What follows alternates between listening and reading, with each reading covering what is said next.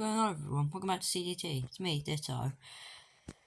And I'm here to welcome you to the first of 3 videos today. Yep, because of my previous screen recorder just deciding to not work, I now have a lot to catch up on. So we might as well get into things. This is the Top Fuel bike. It's possibly the most silly car in the game, because it's not a car. It's barely a bike. Like, that rear tyre, oh, I'm on the ice, but that rear tyre, if I can get the camera angle, that's like as wide as a bike, a normal bike. That's just not bike-ish, but for the sake of this video, it's a bike. Don't spin. It was spinning. Yep, this is the first ever bike in CDT that can drift. And it can do it quite well. We're not going to be doing many races today, more just mucking about. But I will get on with the first of today's races. Oh, have I got it supercharged? Still. I put the race tab on it. My bad. It's still pretty fast. Just, not quite as fast. And the reason why I say the first of 3 videos today is because we also have to do the Hayabusa Suzuki. And also today's update video, because we are definitely getting an update today.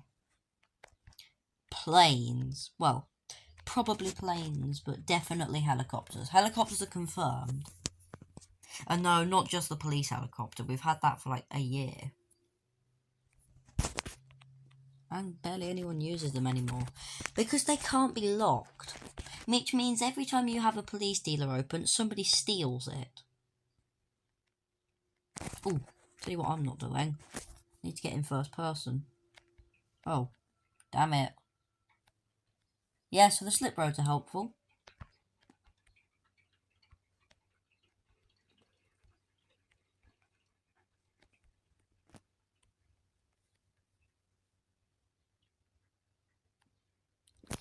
This bike takes quite a bit of getting used to. But when you know where to lift, you can drive it properly. It's very rare that we see a dragster that will actually corner properly. This is probably the best handling dragster in the game. So one of the worst handling cars in the game. Yeah, the dragsters handle terribly. And it's notorious that they do that. Because that's how they're supposed to be. They go really fast in a straight line, but not round a corner. Because corners are for people that aren't American.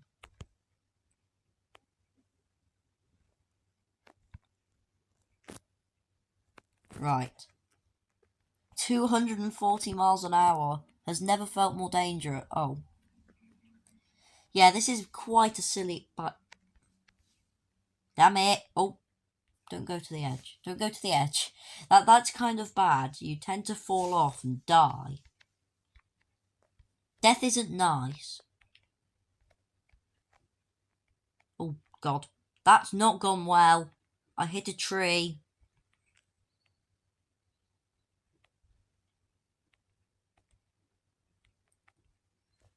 Yeah, so it only drifts sometimes, this bike. Otherwise, it'll just behave like a normal bike, where you can get it to turn ludicrous angles. But then the moment you stop being on the handbrake or any pedals, it'll just drive back in a straight line again. But with enough practice, because I've been learning this, you can bring it to heel. Like this. See, it was almost behaving like a normal car then. There are a few interesting things about this, because it's record breakers for the two... Ooh, 109. That's the best lap I've done yet. It's a record breaker for both of the 2 vehicles it combines, the dragsters and the bikes. The bikes, because it's the first bike that can't wheelie. Like, this wheelie button here is completely useless. I can't show you that I'm pressing it, but believe me when I say this, but I am pressing it. Just completely useless. No need for it. And then the other thing that it breaks records for is the dragsters, because it can't wheelie. See, a normal dragster, like the one I have here, the Chevy Pro mod, if I get it into place... Damn it. Full revs, launch, the front wheels come up. But on a bike... Oh yeah, it's also got a really bad reverse gear, because it's a bike. Believe me when I say this, but bikes are not fun to try and reverse.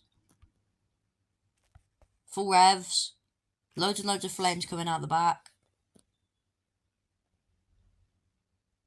Nothing.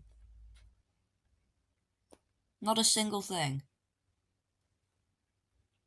Anyway, this is actually not bad to grind highway. It is kind of lacking money density. Like, I'm pretty sure other cars are...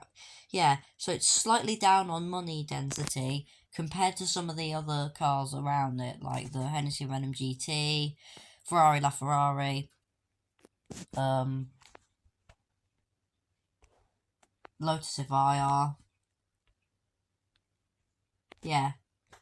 Not enough money density. Money density, by the way, is how much money you earn while you're driving. So, the best money density car in the game... Oh, for the love of... The best money density car in the game is the Koenigsegg Jesko Absolute.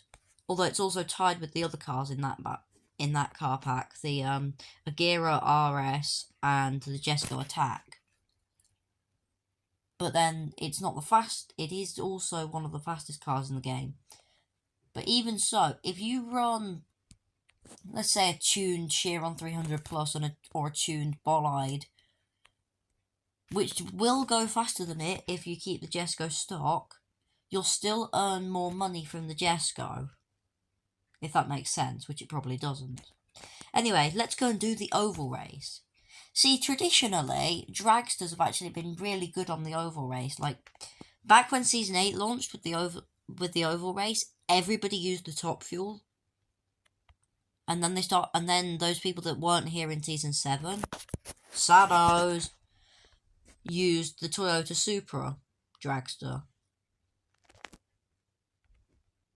So how does this fare? Again, we'll do 6 laps, and then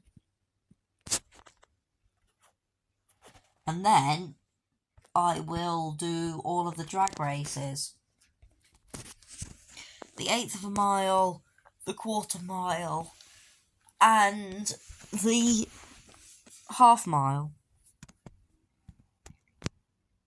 And then I've got to go and grind trophies because I don't have enough for the Hayabusa yet. My bad.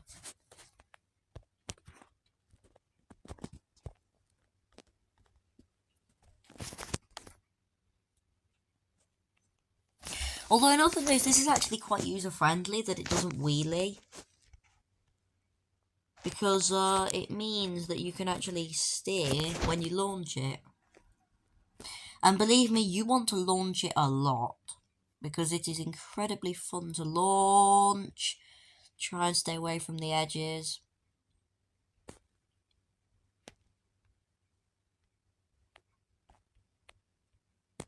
Oh, hello.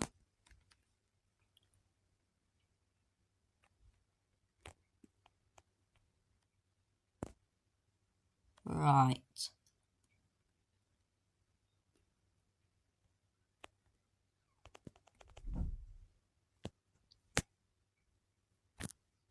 I am a dude on a mission. And that mission being, bring the top fuel bike to heel. Suppose that makes it a bitch. Wordplay. Something I'm good at, and also horrible at sometimes. Like that one time I made a joke about bin liners. Don't question it. Right. Oh, that was good through there. I'm getting better at this. I reckon we could see sub 18 seconds, possibly. You've just got to come in really wide, turn and, like, keep balancing the throttle so you don't stay flat out through the turns. You can stay flat out through that one. But the one at the bottom, lift, brake, down to 200. Oh, damn it. I didn't get the line right. 17.1. That's really good. That's like only 0.6 of a second slower than a Jesco Absolute. Tuned as well. That's really fast. I reckon you could go sub 17 if you got the race turbo. That's actually one of the best laps I've done. I'm quite happy. Why did it do that? Right.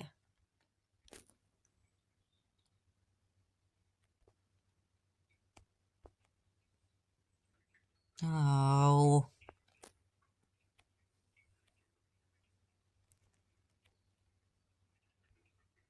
Here we go.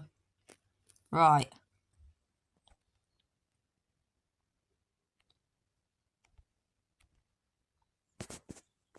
So far it actually proved to be really good. Yeah, it's maybe a bit too difficult to handle on the highway race. But, to be honest, that's not exactly its natural habitat. Although, to be fair, some of the dragsters are actually really good on the highway race, which is what people don't seem to understand. Like, when I made my Supra video, somebody tried to call me out by saying, "It's a dragster, they shouldn't be used to doing hard turns on the highway." When something like my Pro Stock or my Pro Mod can do it. Ooh, 463. Hold on a moment. Yeah, it is running the supercharger. That just seemed a little bit faster than it was in testing. Because I have shot this video a number of times, and the recorder kept breaking through all of them. Really unhelpful. Glad I've got the recorder back up and running by deleting it and getting a new one.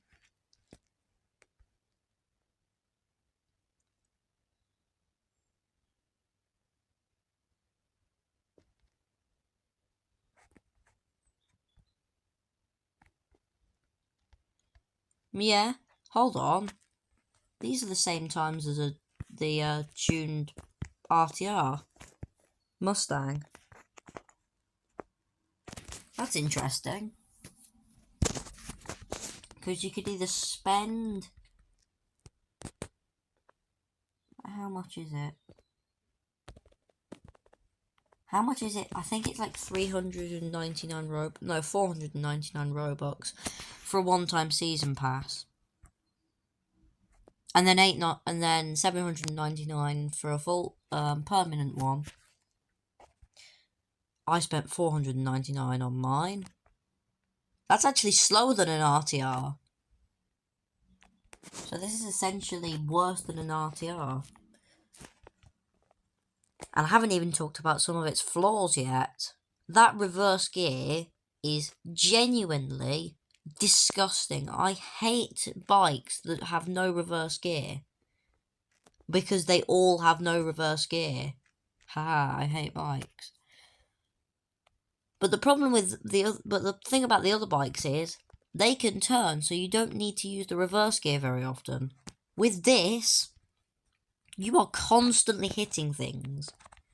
The only place that this is suitable for is the drag strip. But then again, I suppose that's the point, isn't it? This is not a car or bike that you want to go and set sub 40-second lap times on the circuit with. This is, quite simply, an adrenaline rush car. Put it on the drag race, rev the engine up, and dump the clutch, and go zooming into the horizon. That's what it's there for. It has its function, and it plays out that function. Not bad. Even if the RTR does do that function better, and while still drifting. And it's unique as well. It's very unique. You probably won't see another bike like this on the road ever. And the model is genuinely astonishing. They put so much detail into it. Like, look at all these wires in the cage. I can see, like, loads of mechanics here. I'm not sure if that's is that supposed to be the engine? Possibly. Nah, it'll have a jet engine. You've got flames. The ornamental wheelie bar that won't be used. Unique suspension. This is an amazingly well-modelled car. It just only has one purpose, and that makes me kind of sad. Most cars we test tend to have like an extra purpose that no one will realise. Like most of the other dragsters tend to be good at drifting, but this one isn't. Something like a drift car also tends to have an amazing acceleration stat. This one, well, it's not a drift car, but still. This just lacks. It's a one-trick pony. And I'm not sure I like that. I don't know. I'll leave you to think about that one. Thanks for watching. QB out.